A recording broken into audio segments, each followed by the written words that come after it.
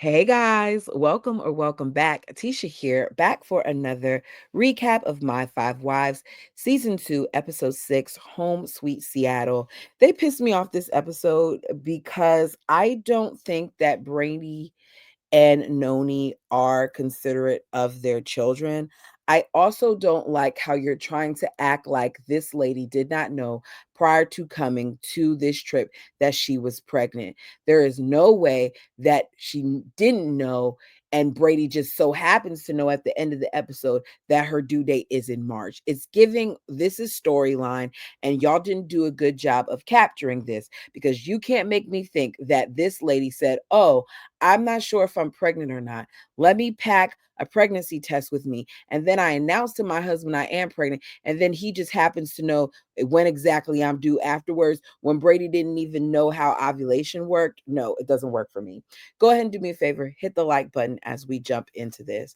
So we begin the episode and we're still in Seattle. As a reminder, their family currently lives in a polygamous community in Utah that no longer is welcoming them because they do not practice the faith. They have left the church. So Brady and his wives have intentions on moving out of that community someday. Some of them want to move to Washington, some of them don't.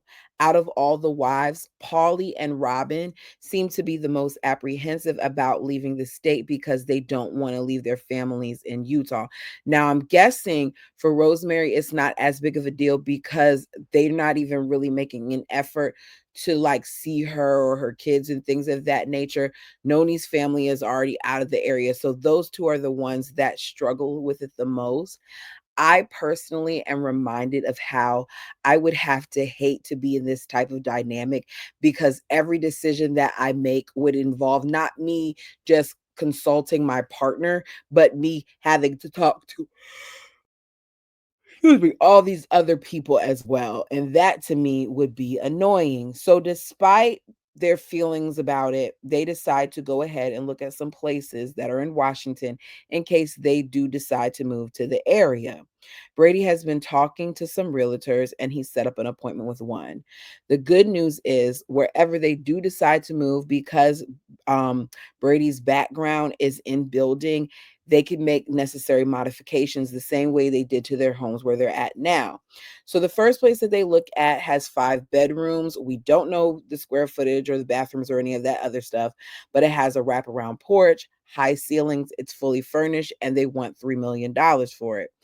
As Rosemary points out, it's about 10 times too much. They're not trying to have to spend that much money. House 2 is a 3-bedroom house. It's a little over 6,000 square feet. It's on 5 acres of land. Excuse me, I don't know why I get to yawning once I'm talking to y'all. It's so rude of me. Sorry if I'm passing it through. So they're on 5 acres of land and they want $749,500 for that. That place can also have modifications done on it. The last place is a gated area where they are selling multiple lots. The ocean is 2 minutes down the road via drive, and altogether, they're looking at an area that has 30 acres. Should they want to buy the whole thing, that area they want 400,000 for it all, which isn't bad. But I'm guessing that they would have to do additional things. Like I don't know if utilities and things of that nature are out there. Rhonda does not feel like either way, whether they decide to move to this area or that area, for them to all be in one house, she does not feel like it would be easy. She thinks it would be hard for a lot of them. Brady says that they don't have to worry about certain things yet. The question of whether or not they'll be accepted comes up, and Brady says to his knowledge they will be because his father said that he and his family was accepted when they moved there. Paulie says that this is a great place to live. I always told you wherever you go, I'll go. But like Robin, I think it's going to be a big adjustment, especially because I have a grandbaby. Polly and that I. She said that a couple of times, wherever you go, I'll go. And the first time she said it, they corrected her on it, but she's continuing to say it. Those are the little things that Polly does that sometimes makes me question her. So the next scene to me is the fake scene, because Noni reminds us that she just talked to Stella about struggling to get pregnant. That's when she was Carly's age, that it didn't take any time for her to get pregnant. And now maybe her age is making it harder. She is 35. She is concerned. She is afraid that there might be more going on with her body. She claims she hasn't taken a pregnancy test for a while, so it might be time. I wrote in my notes, you mean to tell me that while you're on this trip, you just decided to make sure that you packed a pregnancy test with you so that you can take it while you're on vacation at someone else's home? It's giving. You already knew you were pregnant and you wanted to do this scene. So she takes the pregnancy test and we don't see what happens. Later that night, when Brady comes to see her, she lets him know that she took a pregnancy test and she doesn't think it could be more positive. Who reveals they're pregnant like, I took a pregnancy test and I don't believe it could be more positive? He's like, are you kidding? She's like, no. He's like, wow, that's amazing. She tells us that it feels great and he is proud. He feels like Noni is relieved knowing now that everything is working with her body. I put that they are horrible actors because it's so obvious to me that he already knew. So they want to make the announcement to the family while they're there. I don't think that the family knew. You all tell me down below what you think. Am I overanalyzing this? Do you think that the family knew or not? Yes or no? I don't think that the family knew. So we later see them, especially after the kids' reaction, we see them sit down and tell the wives that they're going to have one more. They all seem happy for Noni and Brady. There's hugs and laughs. Robin says this is a lot to take in because we just found out that Carly was pregnant, but she's happy too. So we see Brady's mom at various points talk to Rosemary and talk to Polly to find out if they're mending things. It is clear that Rosemary, in my opinion, is still upset. She's still hurting. And that Polly is still acting as if she was unaware that Rosemary initially had a problem with her. If Brady's father notes currently feeling tension with them, then that means it's been noticeable. So I don't get how she doesn't see it. So when asked how she and Rosemary are doing, Paulie says she thinks that they're making progress. She says she never meant to hurt her and it broke her heart knowing that she did.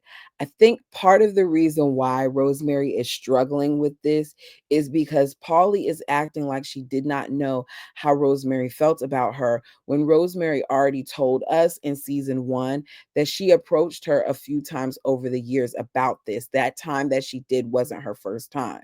So you had to have known that something was going on. It just seems more to me like Polly didn't care. I think that because Polly appears to be, this soft-spoken, this soft-spoken woman, she sometimes has this way of speaking, kind of like the way that Michelle Dogger does. We saw it before in the book. If you read the book with me that Jill them did, one of the things she said was that they're expected to speak a certain way. You're expected to speak in certain tones. And I feel like Paulie has kind of tapped into that sweet, soft demeanor that doesn't come off as aggressive. And because she does that, even when she's not truly innocent, she seems innocent. I just personally don't trust Paulie.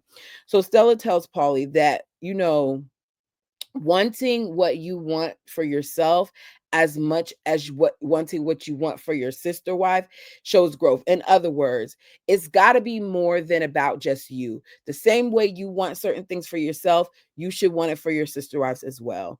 Stella says be an individual but still to come together as a family. The fact that she said that to me shows me that there are some times where maybe Paulie is kind of acting more so as it's a me thing. We saw that in the way that she handled the dating thing.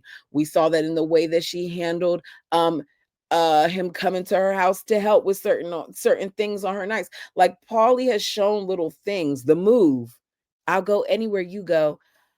she's shown little things that kind of show she can sometimes just be about I, but that's just my thoughts. So we then see Stella and Rosemary picking things out of the garden. It turns out that Stella seems to have actually set Brady and Rosemary up. Rosemary knew Stella and Rod before she knew Brady. I think she knew of Brady, but she didn't know him. Rosemary was a masseuse, and Stella would sometimes get massages done by her. So Rosemary had recently went through some heartbreak, and Stella felt like Rosemary possibly had an attraction to her son. I don't know how you equate heartbreak to have an attraction to my son, but that's where she was with it, because supposedly she was brokenhearted from a lost love, yet she was attracted to Brady. Okay, so Stella was right in her thinking that Rosemary wanted her son. So she admitted that she thought about Brady all the time. Stella was playing Cupid, and she was happy to hear that because she wanted the two of them to be together. She wanted Rosie, as she calls her, to be a part, or did she call her Rose? Because I hear both. She wanted her to be a part of their family. She knew that they belonged, and they did end up together. Stella asks how she's doing with her emotional conflict with Paulie, and Rosemary pauses. Like there's a good amount of silence there in that conversation.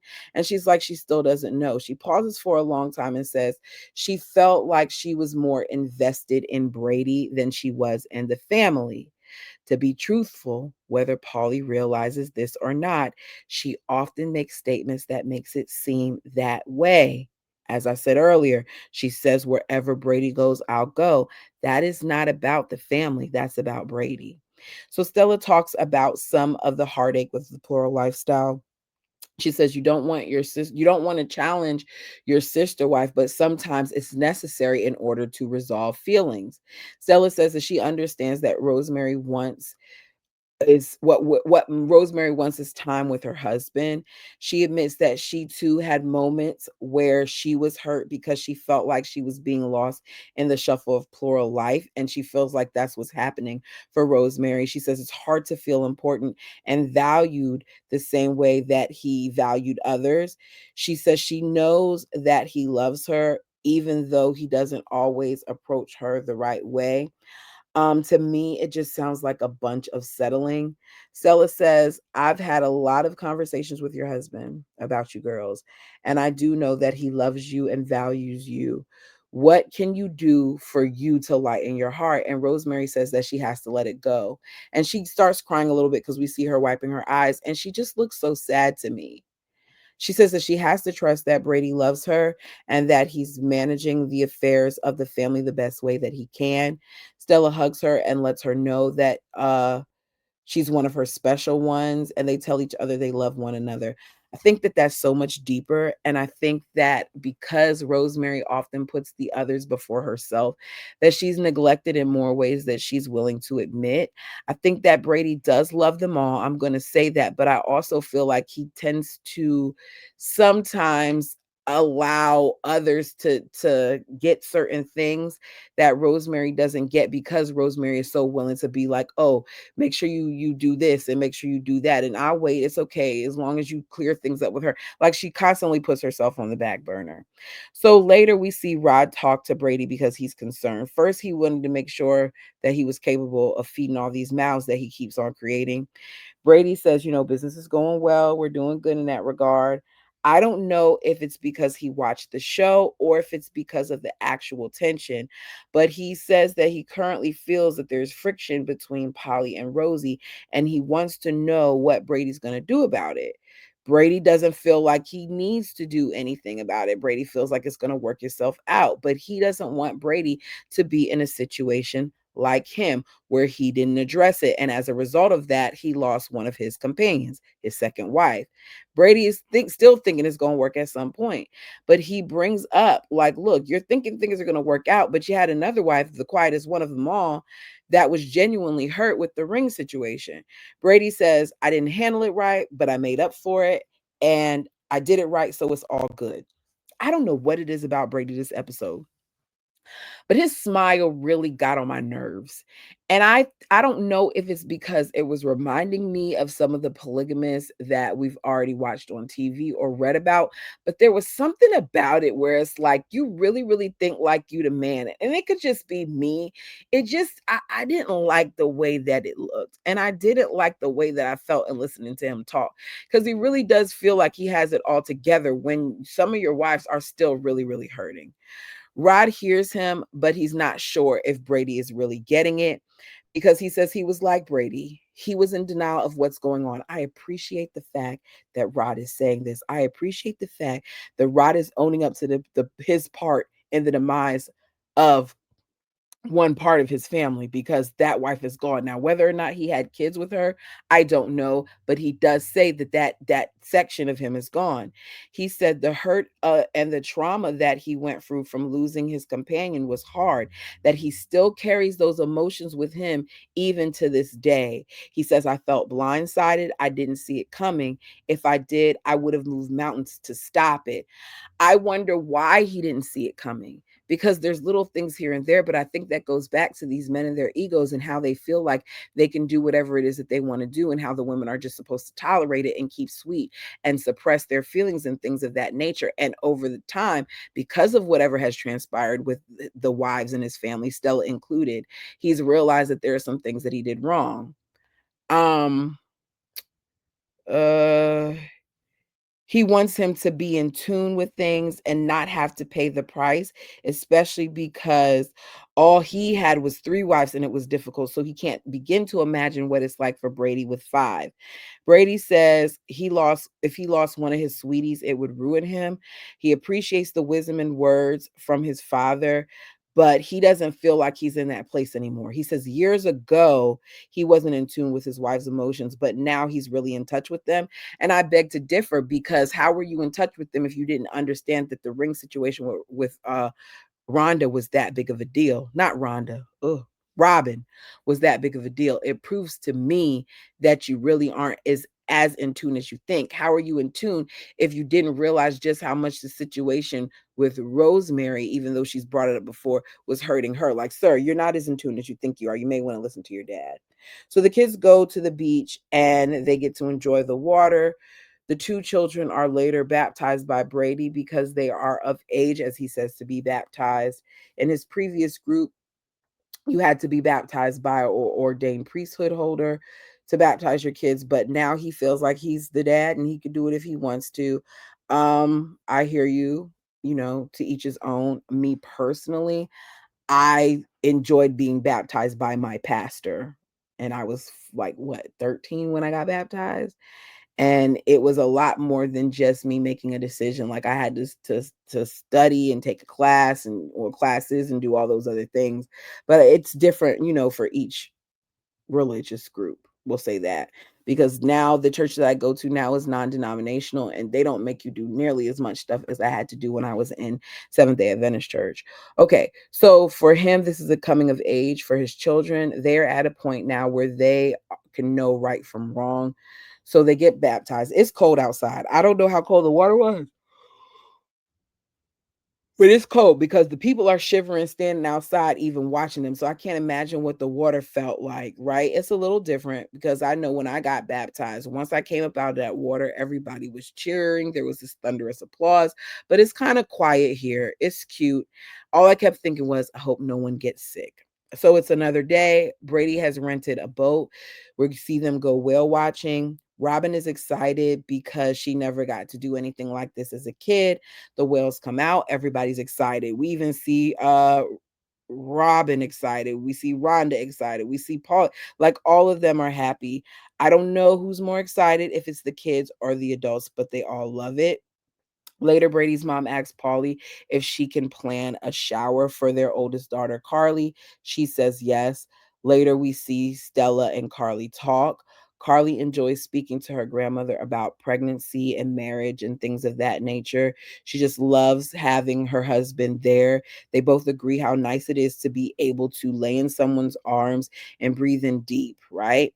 Stella says she has 44 grandchildren, five great grandchildren, and five more great grandchildren that are on the way, meaning she's about to have 10 great grandchildren. I don't know how you keep up with all of that. For her, what makes things hard is not being able to see them often. And again, we get the clip of her saying, regardless of how people view a plural family, she doesn't know any another plural family that love abounds more than theirs. Stella then throws the surprise shower for her grandchild. They're calling it a baby shower, but I didn't really see a whole bunch of gifts. I just saw like baby shower type of games. I would think that because of how much family, because when Brady and Rhonda went for their anniversary trip to Seattle, I thought his siblings came to eat dinner with them. So I thought that more of the siblings would be there for this shower, but I don't know what the story is. Maybe they were there and they just didn't want to be filmed. I'm not sure. I just thought it would be more people there. There's another lady that I noticed that is there that I'm thinking maybe Rod's wife, but I'm not sure because she wasn't introduced to us, but I did see her sitting off to the side and she looks a little bit older. They tell her things like make sure when you change your baby that if you have a boy that you point his pee downward, that you don't get upset at your husband for being asleep while you're up with the baby. They blindfold some girls and they have to put one arm behind their back as they change a stuffed animal by putting a diaper on it. They make onesies for the baby and they write things on it. And Carly is very appreciative. Stella says that she lives for her kids and grandkids, and she's proud of calling them her own.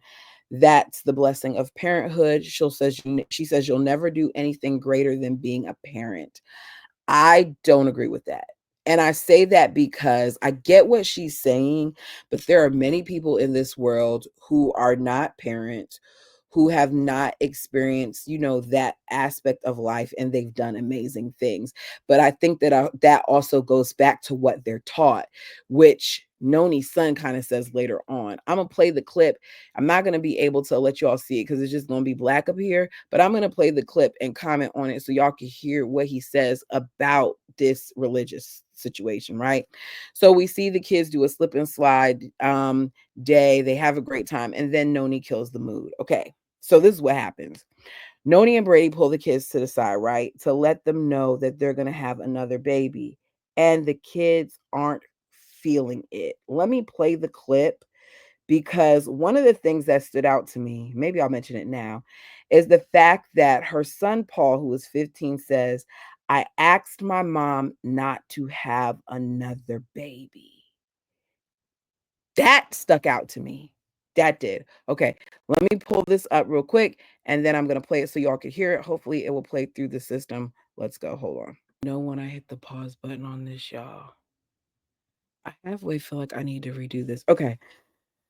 So Brady and Noni want this kid Paul to be excited about them having this baby. I don't like it, especially because he asked them not to have the baby and they still did it. I feel like he has a lot of responsibilities. I feel like this continues to take away from their family. He ends up making that comment. I don't know if y'all got it or not, where he says that they're taught in this community to keep having babies and having wives, and he feels like his mom has been brainwashed. They later announced to the family that they're going to have a baby. The announcement to that, Carly says, what the crap?